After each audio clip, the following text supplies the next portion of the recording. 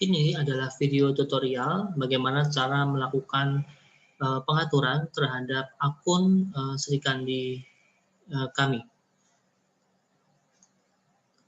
Yang Bapak Ibu perlu lakukan yang pertama yaitu melakukan login terlebih dahulu. Nah, setelah Bapak Ibu memasukkan username dan password, maka Bapak Ibu akan dibawa pada halaman dashboard seperti yang ada atau seperti yang tampil pada layar komputer ini. Nah, untuk pengaturan, Bapak Ibu dapat melihat atau mencari menu pengaturan yang berada di bagian sebelah kiri. Nah, untuk tampilannya, diantaranya menunya ada naskah dinas, ada berkas, ada pengaturan, ada profil, dan ada bantuan. Nah, untuk melakukan pengaturan, Bapak Ibu tinggal mengklik pengaturan, sehingga akan muncul submenu dari pengaturan yang perlu kita lakukan. Di antaranya ada penandatangan naskah keluar, ada verifikasi naskah dinas, ada kontak tujuan naskah, dan penomoran otomatis. Nah, untuk pengaturan ini yang perlu kita lakukan pengaturan hanya ada 3. Yang pertama adalah penandatanganan naskah keluar, yang kedua verifikasi naskah dinas, yang ketiga kontak tujuan naskah. Nah, ini perlu kita lakukan pengaturan terlebih dahulu sebelum Bapak Ibu menggunakan aplikasi Sri Kandi. Karena apabila tidak dilakukan pengaturan terlebih dahulu, maka Bapak Ibu tidak akan dapat melakukan registrasi naskah, baik itu keluar maupun masuk, ya khususnya untuk keluar. Nah, submenu yang pertama yaitu penandatanganan naskah keluar berfungsi untuk memasukkan penandatangan dari naskah keluar yang akan kita kirimkan kepada tujuan surat. Yang kedua, verifikasi naskah dinas yang berfungsi adalah memasukkan verifikator dari naskah dinas atau surat yang kita buat yang berupa draft untuk diverifikasi oleh pejabat tertentu. Yang ketiga, terkait dengan kontak tujuan naskah. Nah, ini berfungsi untuk memasukkan tujuan-tujuan naskah surat yang akan kita kirimkan surat tersebut. Untuk lebih jelasnya, mari kita coba satu persatu untuk melakukan pengaturan. Yang pertama terkait dengan penandatangan naskah keluar. Untuk menu penandatangan naskah keluar seperti ini, jadi berfungsi untuk menandatangani naskah keluar sehingga nanti akan muncul di registrasi naskah keluar. Nah, ini sudah ada 2, diantaranya adalah Kepala Biro Umum dan Koordinator Arsip Dinamis sendiri. Ini perlu ditambahkan karena untuk sebagai contoh kami menggunakan user dari koordinator arsip dinamis yaitu Bapak Dianto Nugroho.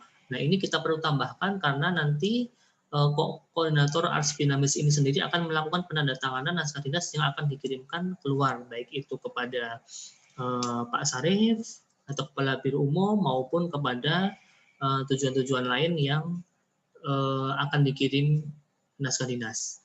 Nah, untuk penambahan tersebut, kita dapat melakukan penambahan dengan cara tambah penandatangan surat. Kita masukkan ke, kita tuliskan atau kita cari penandatangan naskah yang perlu untuk melakukan penandatangan naskah. Untuk subkoordinator dan koordinator silahkan masukkan nama sendiri sebagai penandatangan surat. Sebagai contoh seperti ini, kita pilih. Ini kita perlu tambahkan nama diri sendiri karena nanti akan terkait dengan pengiriman surat. Jadi kita klik simpan, jadi akan masuk. Nah, ini tadi karena sudah ada isinya, jadi masuk 2 kali. Kita coba hapus dulu yang satu. Nah, yang kedua, kita ambil contoh lagi, kita tambahkan Kepala Biro Umum. Karena biasanya koordinator arsip dinamis itu diberikan amanat untuk membuatkan atau mengkonsep surat terkait dengan sesuatu hal yang akan ditandatangani oleh Kepala Biro Umum. Nah, karena surat tadi akan ditandatangani oleh Kepala Biro Umum, maka Kepala Biro Umum itu harus dimasukkan ke dalam list penandatangan surat. Kita pilih Kepala Biro Umum, kita simpan. Nah, ini contohnya seperti ini, sudah ada 2 yang kita tambahkan. Nah, nanti ketika ada penandatangan selain 2 ini, contohnya ada beberapa jenjang di atasnya, mungkin kita diamanatkan untuk membuat draft surat yang akan ditandatangani oleh pejabat eselon 1, maka nanti bisa ditambah penandatangan surat yaitu berupa eselon 1. Tapi sebagai contoh, ini seperti ini kita tambahkan untuk koordinator substansi arsip dinamis sendiri selaku pemilik dari akun dan kepala biro umum selaku atasan untuk melakukan penandatanganan naskah keluar. Nah, untuk daftar pejabat penandatanganan surat keluar sudah kita lakukan. Untuk selanjutnya kita bisa melakukan penambahan verifikasi naskah dinas. Verifikasi naskah dinas ini berfungsi untuk melakukan verifikasi. Jadi kalau kita buat naskah dinas, yang pertama kita buat adalah draft, kemudian draft itu akan diperiksa. Nah, petugas yang melakukan pemeriksaan adalah verifikator. Nah, kita coba masukkan verifikator ke daftar pemeriksa konsep surat keluar. Nah, kita tambahkan untuk subkoordinator dan koordinator, jangan lupa untuk menambahkan diri sendiri selaku pemilik dari akun. Sehingga nanti kita juga bisa melakukan pengecekan terhadap naskah dinas ketika memang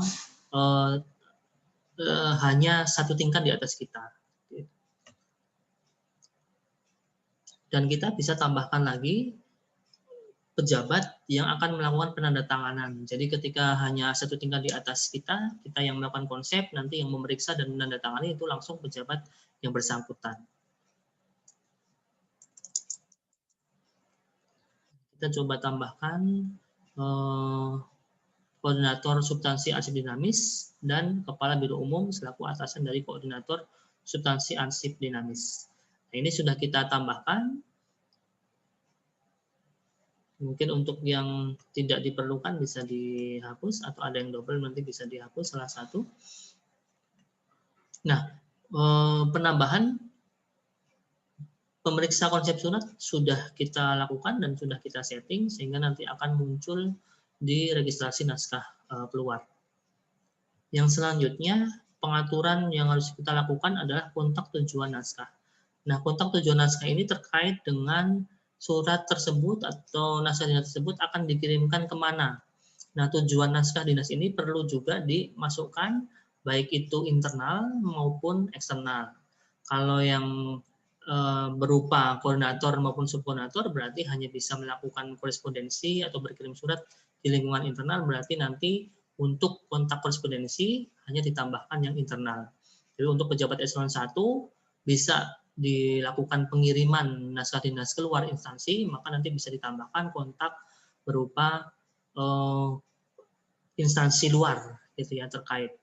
Tentunya ketika instansi tersebut juga sudah menggunakan Srikandi. Kalau memang belum menggunakan, maka tidak bisa dikirimkan melalui Srikandi. Nah, untuk penambahannya, kita tinggal tambah kontak di sini. Terus kemudian kita ambil dari pusat data.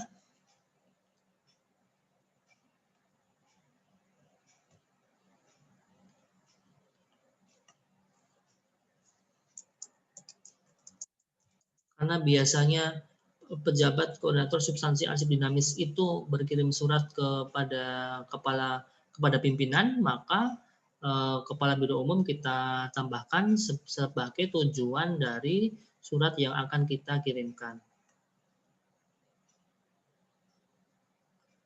Oke. Nah, nanti bisa ditambahkan juga terkait dengan tujuan-tujuan lain yang akan kita kirimkan naskah dinas yang akan kita buat. Nah, untuk pengaturan setiap pengguna wajib melakukan pengaturan terlebih dahulu sebelum melakukan registrasi naskah keluar. Nah, untuk pengaturan ini sudah kita lakukan semua ketiga-tiganya. Nah, Bapak Ibu sudah siap melakukan pengiriman naskah dinas keluar dan lain sebagainya yang bisa dilakukan di dalam Srikandi. Pengaturan tersebut berkaitan erat dengan registrasi naskah keluar seperti ini. Jadi penandatangan naskah dinas akan muncul di sini, jadi ketika belum dimasukkan maka tidak akan muncul. Dan untuk pemeriksaan naskah akan masuk di sini juga, sehingga akan masuk di sini. Nah, demikianlah tutorial dari pengaturan yang harus dilakukan oleh pengguna di aplikasi Srikandi. Terima kasih.